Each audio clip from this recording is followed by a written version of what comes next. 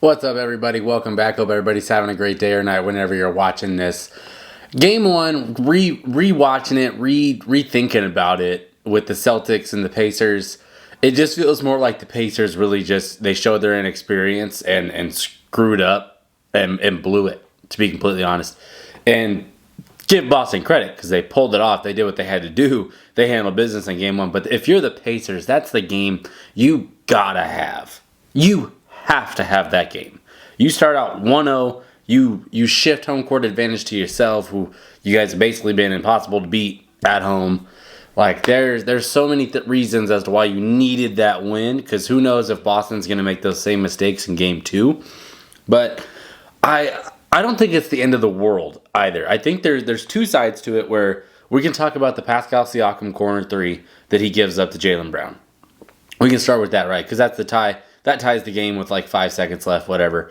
The whole idea is that you want to foul. And I am all on board with being the team that fouls when you're up 3. Don't even let them get the shot off. But because of the screen action and how much ground Pascal had to cover, one, I would have thought you would have just switched everything and been that way you don't give up these easy gaps. But there was such a distance for Pascal to cover that by the time JB has the ball, and it like he could easily be in that upward shooting motion, you risk sending him to the free throw line, or worst case scenario, giving him a 4-point play. So I understand why Pascal did not foul right there. That was really tough because it happens like that. And it's really hard to defend that way. The issue with that would have been the Pacers screwed up the play before that. That was where they ultimately, in my opinion, lost the game. Was the inbounds pass where Pascal is sprinting full speed and doesn't catch it. The ball goes flying out of bounds. They needed to advance that ball the whole way. He needed to call timeout, and that's a mistake on the inbounder, which I believe was Haliburton, and on Pascal, and on the coaching of Rick Carlisle. Advance the ball, move it past half court, so that if there is a turnover or something like that in the backcourt or on the inbounds, Boston's still got to go the full length of the court, and then you can foul them anyway. Now, who knows if they would have done that because they didn't do it against, I think it was the Bucks, and Chris Middleton was hitting threes and sending games to overtime. Who knows if they would have even fouled anyway. But that was really where the inexperience of like a Tyrese Haliburton, it being his first time in this moment, and throwing that pass when he should have just called timeout. And I think that was really critical. And it's a good learning experience. Like understanding your timeout situation, where you're at with the ball on the floor, and decisions you can and can't make, because it's a path that you can make, but 9 times out of 10 you probably shouldn't take it, just because you never know what could happen. And what happens? Ball gets deflected, goes off Pascal, flies out of bounds. Now Boston's inbounding underneath their own hoop, and it's bad. It sucks because it's a young team that honestly they're playing with fool's gold right now. They're not fool's gold. They're playing with house money right now because they've like, against all odds, for people don't think they deserve to be there.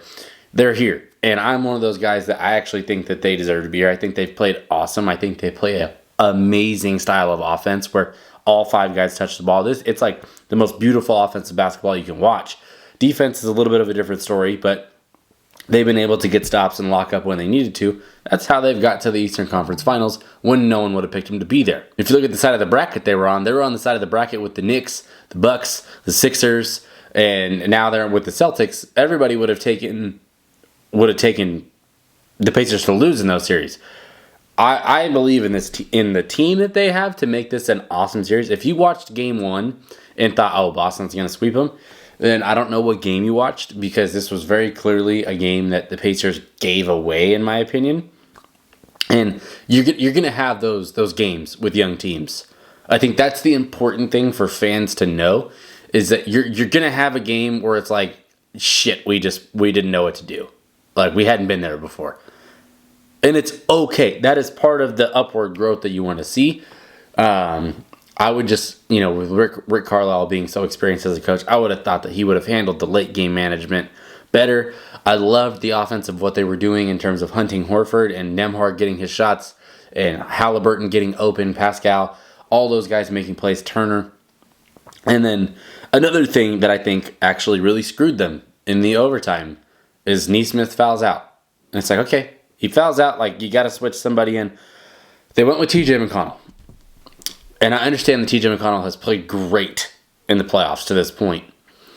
But the problem with it is Boston is a big forward team. So you lose your main wing other than Pascal in covering Tatum and Brown. Tatum is definitely, when Tatum plays like he's 6'10", it's a different game for him because he's going to get to the rim at will.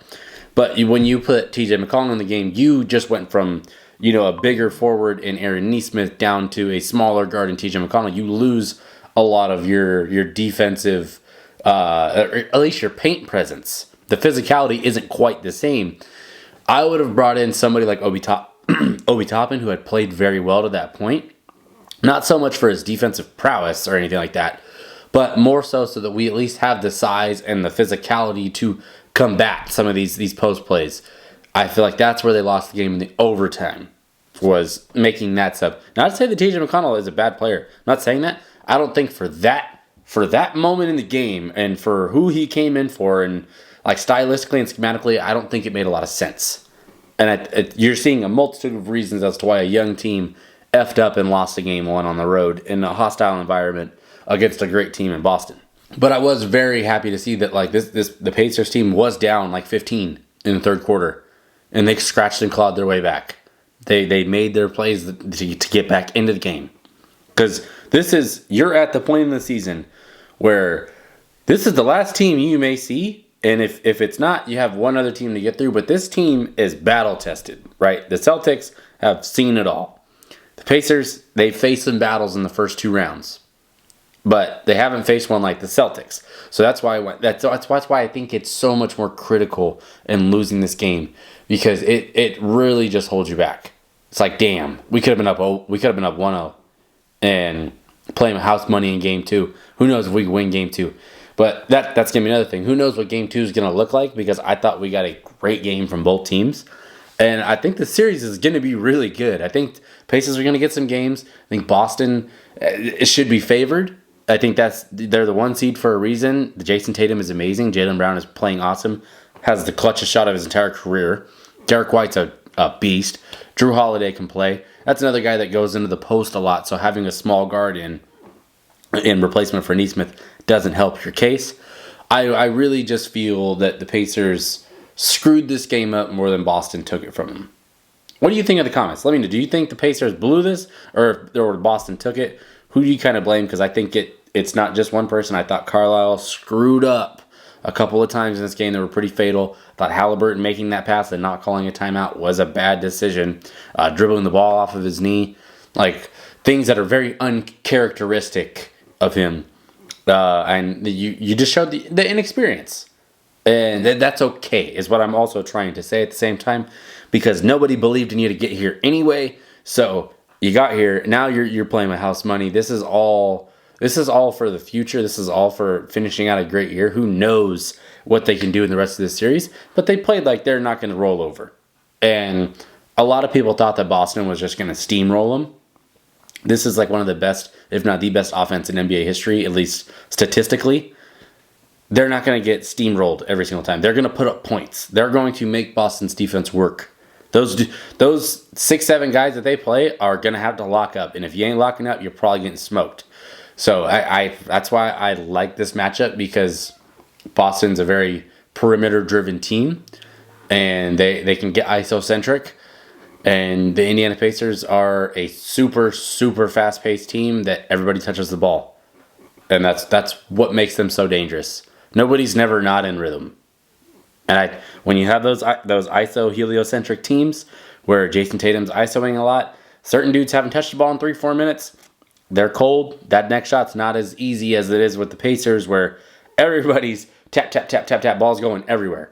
But I think it's a backbreaker losing that first game if you're the Pacers. And I'm very curious how this young team responds in Game 2. I got some time, obviously. I think Game 2 is tomorrow.